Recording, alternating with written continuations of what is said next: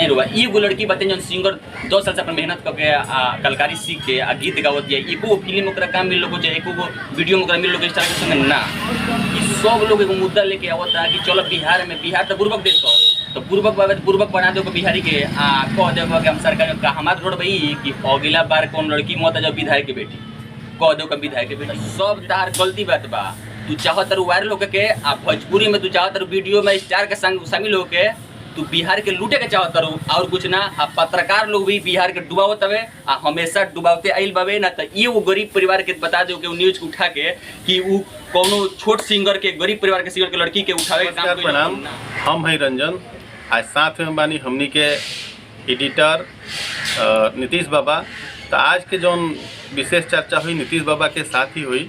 तो वालों के फिर से स्वागत बा भोजपुरिया एक्सप्रेस, भोजपुरिया बतकही और नीतीश बाबा ऑफिशियल पे। नीतीश बाबा आज के जो हमनी के बतकही बा चर्चा बा वो ये पर बा कि कुछ बंगाल से चल के आवत लो ऑर्केस्ट्रा के डांसर वो भिन्न प्रकार के अपन कुछ बात रखत लो मीडिया के सामने वो अपन बात रख के बात में कितना सच्चाई बा जो बात वो रखत लो वही पर हमने चर्चा करसन। जैसे कि नीतीश बाबा अगर बात रखत लो बात रख के तुरंत वायरल होके के कोशिश करता लो तमाम लोग बाटे तमाम नृत्यंगना वालों नर्तकी वालों जो उनकी अलग अलग प्रकार से अपन बात कर सकते। जैसे हम बात ही कर ली अगर दिशा के बात करी जाओ डांसर दिशा बड़ी यानी कलाकारी तो उनका अंदर बाटे ही बात के हम मानत नहीं थोड़ी डांस अच्छा करेली, लेकिन वो एगो बात रख रही है मीडिया के सामने जो मीडिया उनका कवरेज करे गई अपना टीआरपी खातिर। तो कहली है कि हम एगो मुखिया के बेटे एक पीछे के सच्चाई क्या बा। देखिए सबसे पहले वक्त हम बता दें कि आज बिहार में जितना भी लेडीज सिंगर बा वो काहे का गीत गावत बताइए।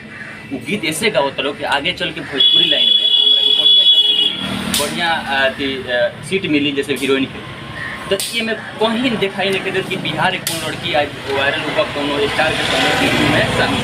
देखिए ये बड़ा बंगाल से आवत रही सन वो हम ना कहम कि खराब बड़ी से निमन बड़ी वो आवत रही से वो मुद्दा लेके आवत रही सन कि जैसे दिशा कौन है कि मुखिया जी हमारा हों पहले का पता लगा कि मुखिया जी को चुनाव में ना होगा। दूसरा का बात वो फर्जी कॉल गई एगो लड़की आई है जो कहते सरकारी नौकरी छोड़ लगा। अब हमारे बाबूजी ने खन गई नौकरी देखा थी सरकारी, लेकिन वो वायरल पत्रकार लोग इतना ना वायरल कर दिल बा कि तानिया चक्रवर्ती फोन नहीं उठाओ। अब बताएं एगो और वायरल हो गई। जैसे नीतीश बाबा बताइए एगो और वायरल खबर बटे काफ़ी मीडिया में चर्चा के विषय बनल बटे कि एगो तानिया चक्रवर्ती करके नर्तकी बाड़ी जो शायद गोपालगंज जिला के पुराना बाजार पे रहतरी वो एगो नया बखेड़ा लेके खड़ा कैली है कि हम सरकारी नौकरी छोड़ दिले बनी। अरे जब पिताजी मर गई और पिताजी के देहांत हो गई तो ओकरा के छोड़ल ना कहल जाला। वो अनुकंपा के नौकरी होला कि उनका घर परिवार के केहू एक सदस्य के वो नौकरी मिले तो ओकरा के छोड़ल ना कहल जाला। वो अपना भैया ऊपर कार्यरत बनी भैया ऊपर नौकरी करते हैं तो ओकरा के छोड़ कहाँ दिले बनी नया बखेड़ा चालू कैली है अपना के प्रचलित होके सब टीआरपी खातिर होता है। ठीक बा आज तो आज से 10 साल पहले इतना भी ऑर्केस्ट्रा होता चाहे 5 साल पहले एको जन ऑर्केस्ट्रा लिए हीरोइन बनल बड़ी नहीं की बनल काहे कि वो ऑर्केस्ट्रा लायक रही। तो ऑर्केस्ट्रा लायक रही है तो ये बड़ा ये कहीं को बात जानते रही कि देखिए दिशा वायरल हो ली है तो बुलेट ड्राइवर संग मिलल वीडियो बनावे। अभी सब जन एक मीटर लेके आई बोल बंगाल से इनका लोग चलते चलते बिहार के लड़की इतना सिंगर बड़ी सन सब नीचे दबा गई। बताइए रुआ एगो लड़की बातें जो सिंगर 10 साल से अपन मेहनत करके कलाकारी सीख के गीत गावत है एको फिल्म ओकरा काम मिल लोग एको वीडियो में ओकरा मिल लोग स्टार के संग ना। ई सब लोग एगो मुद्दा लेके आवत है कि चलो बिहार में बिहार तो पूर्वक देश हो तो पूर्वक बना दो बिहारी के कह दे कि हम सरकार का हमार रोड भाई कि अगला बार कौन लड़की मत जब विधायक के बेटी कह दो विधायक के बेटी। बिल्कुल जायज बात कहते हैं नीतीश बाबा कि जेता परंपरा चलला होता जैसे कि बंगाल से लड़की लोग आवता लो आके नया अपन बखेड़ा दिखावता लो और मीडिया वजह पहुँचता जाके दिखावता कि केहू के वायरल होता वायरल करावल जाता कि केहू कहता कि हम मुखिया के बेटी हैं केहू कहता सरकारी नौकरी छोड़ के एगो नया और खबर आवता एगो बहुत बढ़िया नया खबर आवता जो टोटल वेब पोर्टल के पत्रकार लोग पहुँचल बलो वजह पहुँचे के कोशिश भी करता लो कि अब उनका के लिए के गोपालगंज के मोहम्मदपुर में बेच दिया गई बा। एगो सवाल कहे पत्रकार लोग से भी कहे कि जितना बिहार के लड़की सब सिंगर बड़ी गीत गई बड़ी मेहनत सब पैसा लगेगा होता रही मेहनत खूब करता रही के पे के पत्रकार जाके उमर इंटरव्यू ले के वायरल करे कोशिश कैल लेकिन सब लोग ऑर्केस्ट्रा के एगो लड़की के पास जाता लो, नया नया मुद्दा लेते अपने से पैदा करते लो कितना पत्रकार लो मुद्दा।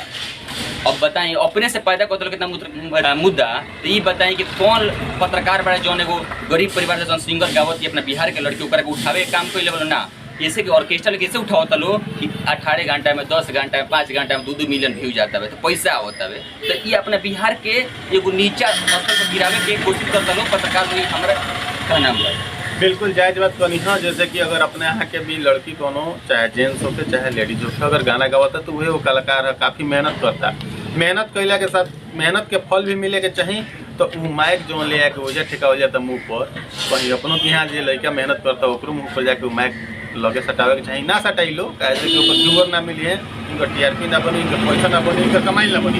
एगो और ही नया आप जैसे हम बतैनी है कि एगो नया बखेड़ा चालू हुई बा कि केहुलिया के बेच दिले बा। गोपालगंज के मोहम्मदपुर के बात हो, वहाँ एगो ऑर्केस्ट्रा संचालक बड़े उनका लगे एगो नर्तकी बाड़ी, तो उनका के लिए केहू बेच दिला अब नया बखेड़ा। अभी बताएं कि अगर कोई लड़की के बंगाल से लिया कोई लड़कियाँ बेच दिला, इतना तो अपनी पूर्वक नहीं कि बिहार में बनी सकता।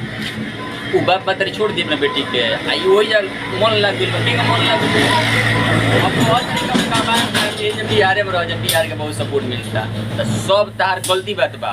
तू चाहत वायरल होके के आ भोजपुरी में तू चाहत वीडियो में स्टार के संग शामिल होके तू बिहार के लूटे के चाहत और कुछ ना। आ पत्रकार लोग भी बिहार के डुबावत हवे आ हमेशा डुबावते आइल बावे ना। तो ये वो गरीब परिवार के बता दो कि वो न्यूज उठा के कि वो कोनो छोट सिंगर के गरीब परिवार के सिंगर के लड़की के उठावे के काम कैलो को ना, ये खाली टीआरपी खेल होता है। ये बहुत निंदनीय बा, जितना घोर निंदा करी ये माने कम बा। वाकई बहुत सारा निंदनीय काम बाटे, ऐसा का ना होके के चाहत रहल आ ना होके के चाही। जौन बाटे अगर टीआरपी के ही खेल खेले के बाद थोड़ा सा मेहनत कर ली, वाकई सही चीज़ देखाएम, सच्चाई देखाएम तो रउआ आगे बढ़ेम। इस सच्चाई में कहीं से कहीं तक नहीं के खाली व्यूअर के खेल होता। यही के साथे साथे हमने के फिर अगला वीडियो मिले, जब के लिए धन्यवाद, नमस्कार, प्रणाम।